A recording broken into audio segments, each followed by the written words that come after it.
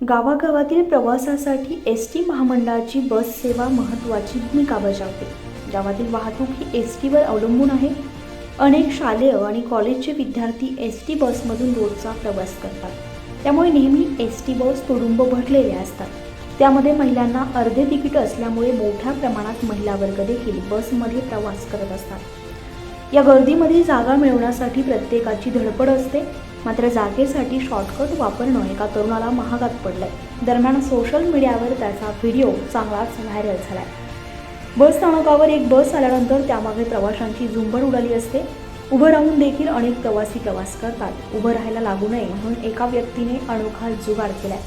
Social मीडियावर बीडमधील त्या व्यक्तीचा व्हिडिओ सोशल मीडियावर तुफान व्हायरल झालाय.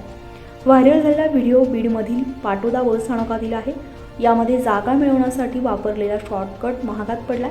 खिडकीतून जाण्याचा प्रयत्न करणाऱ्या या विद्यार्थ्याने खिडकीची चौकटच घेऊन जमिनीवर पडलाय. सोशल मीडियावर हा व्हिडिओ मोठ्या प्रमाणात व्हायरल झालाय. नेमकं बघूयात काय घडलंय.